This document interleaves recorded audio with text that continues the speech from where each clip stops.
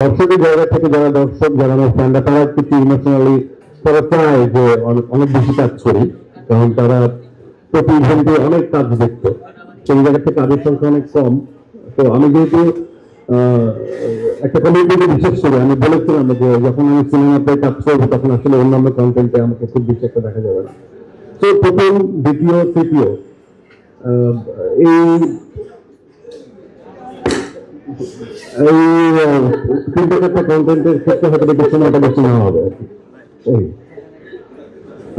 আমি ভাবতেছি যে এটা কি হচ্ছে।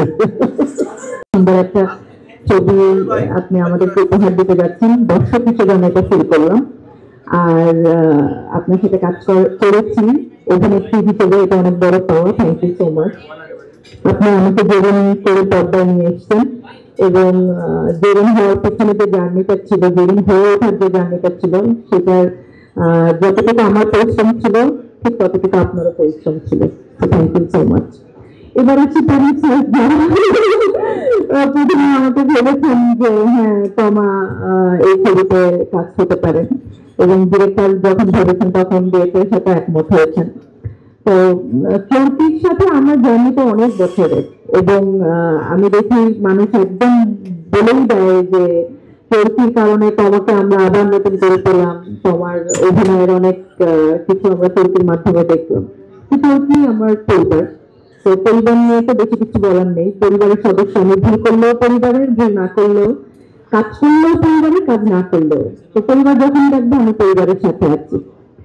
আর শারিয়ার শাকিল আলফাই, এত বছর পরে যদি আমাকে দর্শক পর্দায় আবার দেখে সুরঙ্গের মাধ্যমে, সেটা শুধুমাত্র সম্ভব হয়েছে আলফাই এবং শারিয়ার শাকিলের কারণে। তো থ্যাংক ইউ সো মাচ। আপনি একটা সুরঙ্গ দর্শককে উপহার দিয়েছেন, এবং সেই সুরঙ্গতে আমি এবং নিশু ভাই আমরা পর্দায় এসেছি। নিশু ভাইয়ের ফার্স্ট ফিল্ম, আমার নিশু ভাইয়ের সাথে ফার্স্ট ফিল্ম, এবং রাহেন রাফির সাথে ফার্স্ট ফিল্ম, সবকিছু মিলে অবশ্যই এটা আমার জন্য অনেক বড় একটা পাওয়ার ছিল। আর কাকে নিয়ে বলবো? নিশানকে নিয়ে না নিশু ভাইকে নিয়ে?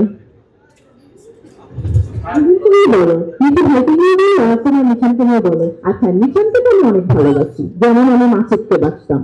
এখন ওই ভালোবাসা এই ভালোবাসার মধ্যে কি পার্থক্য সেটা আপনারা হলে দিয়ে দেখবেন। আর নিশু ভাইকে নিয়ে বলবো, নিশু ভাইকে নিশু ভাই কি বলবো, বসে বসে আমাকে সবসময় এনে এটা ভালো হয়েছে, এটা ভালো হয়নি, এই যে একজন অভিভাবকের মতন দেখেন বা পাশে থাকেন এবং অভিভাবক হয়ে আমাকে গাইড করেন। আমি না একটু অস্থির টাইপের, যে এটা কেন হলো, এখন কি করবো, এটা কি হবে নিশু ভাই, সব সময় আরে বাবা আগে শান্ত হয়, সব ঠিক হয়ে যাবে। তো এরকম একটা মানুষ হলো নিশু ভাই ব্যক্তি জীবনে এবং আমার জীবনে, এই তো।